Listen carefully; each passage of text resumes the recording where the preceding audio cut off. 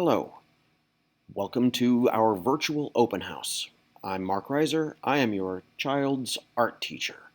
That's me there in the picture, not the real me, of course, just a self-portrait.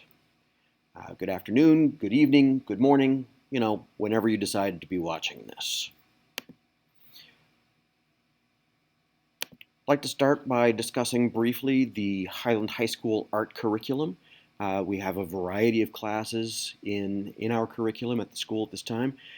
Most of our students will take Introduction to Two-Dimensional and/or Introduction to Three-Dimensional Art. As the name implies, intro art classes are about survey classes. They're about a wide variety of concepts. We talk about the elements of art and how they are utilized. Intro to 2D is geared primarily toward making sure that the students can observe things in life and depict them realistically. Intro to 3D is about basic sculptural techniques. Intro to 2 and Intro to 3 both lead into and are prerequisites for Advanced 2 and Advanced 3, also survey courses. Both courses are much more geared toward the abstract and toward the principles of art, i.e. the rules of organization, rather than the elements of the art. But both are survey courses. Either course will count as the capstone for a arts pathway to graduation. The remainder of the classes that we teach in our curriculum are subject-specific: drawing, painting, digital design, sculpture, ceramics, and occasionally advanced ceramics. Each of these classes are much more specific as far as the techniques and procedures that are covered, as well as the media. So in a drawing class, you will only draw, but we'll draw with a variety of media in a variety of styles.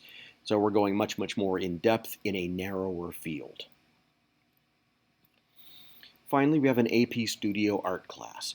This is recommended for juniors and seniors, people who are planning on studying art in college or going on as an artistic career are highly encouraged to take AP Studio Art.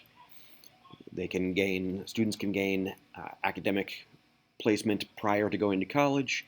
It is highly recommended that students be juniors or seniors and have taken both Intro to 2 and Intro to 3, as well as drawing and painting prior to taking the AP course.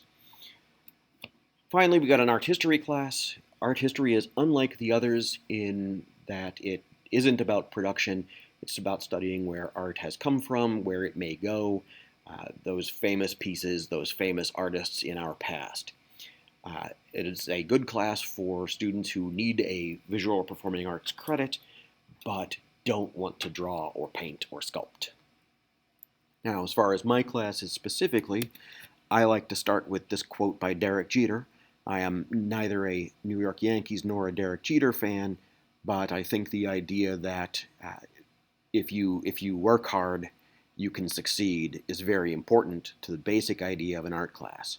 So other people might have more ability, but if people are working harder than you, that's where the problem comes in.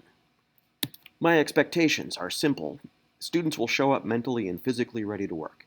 That means they'll show up ready to go, ready to be engaged with all the materials that they need, and that they are ready to participate in what's going on around them.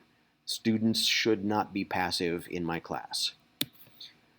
I expect that they will do the best job that they can do. Not every assignment will be easy. Somebody who is very good at art may struggle at one thing and be very good at another. Somebody who struggles at art may eventually decide that they're very good at something.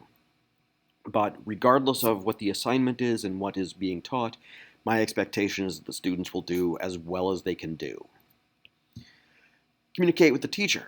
You'll notice that this is much bolder because it's very important.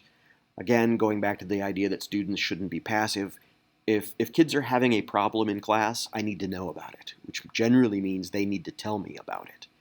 I am very capable of limited mind reading and looking at work and determining that there's a problem, but unless the students are going to talk to me, then I can't do much about it. So being an active participant in their own education is critical. Turn everything in. I cannot overemphasize this. It is so important at this point. Our art classes, because of the block schedule, do not have a lot of grades in them in a 9-week period. Some projects take 2 or 3 weeks to accomplish, and in a grading period, we might only get 3 or 4 grades. Somebody who is not turning one thing in is already making themselves earn a C instead of an A or a B. So everything has to be turned in. I absolutely guarantee parents and students that if a student tries their best and if they turn everything in, they will pass. Might not be a great grade, but I won't fail anybody for trying.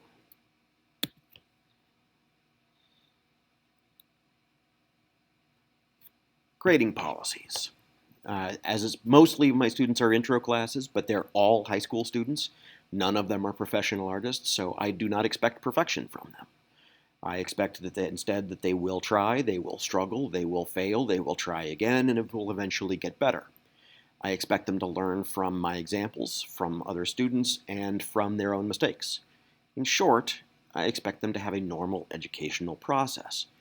Now, what that means for grades is that I want them to learn, I want them to figure out the things that I am teaching, but I don't necessarily expect them to get all of those things at the same speed, the same time as everyone else. So when a project is due, I have to put a grade in the grade book. That's the only way we can know what's going on in class at the time. But that doesn't mean that the student stops learning at that point. So if a student wants to work on a grade, wants to work on another assignment, wants to pull a grade up, they can do that.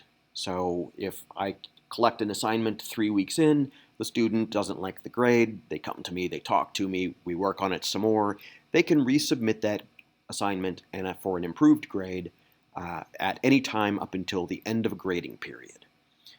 The student does have to communicate with me about submitting that late or redone work. I'm not going to go looking through Google Classroom on the last day of semesters trying to find whether somebody has turned something in or not. So if a student is making up missing work or making up an improved grade, they have to communicate with me about it. All projects will be graded on some combination of the following: creativity and originality, basically the artistry of the work, how adept the student is at the assignment or the goal. Technique and craftsmanship. Generally speaking, this can be thought of as neatness. That's a little bit of a simplification, but the better they do whatever they choose to do, that's craftsmanship. Application of appropriate style or intent simply means, are they learning the lessons that I'm teaching them? If we're studying a project or creating an artwork based on Impressionism and they turn in Surrealism, it may be beautiful Surrealism, but it's not Impressionism. Completion. I talk to my students all the time about the difference between done and finished. Done is an emotional state, finished is a physical state. Done is when they decide they're not going to work on it anymore because they're just done with it. It's time to be finished. It's time to quit.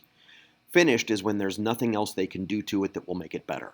I encourage all students to strive toward finished rather than done. Again, that's me there. Again, not the real me, just a self-portrait.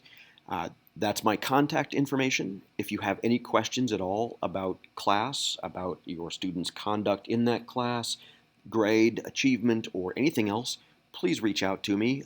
If there's a problem, I'm usually the one who can solve it most easily. My preps and supervisions are scattered throughout the week, but I will get back to you as quickly as I can. Email is generally the fastest. Thank you for watching this video. I hope you have enjoyed our virtual open house, and I hope that your students have a great time in class this semester.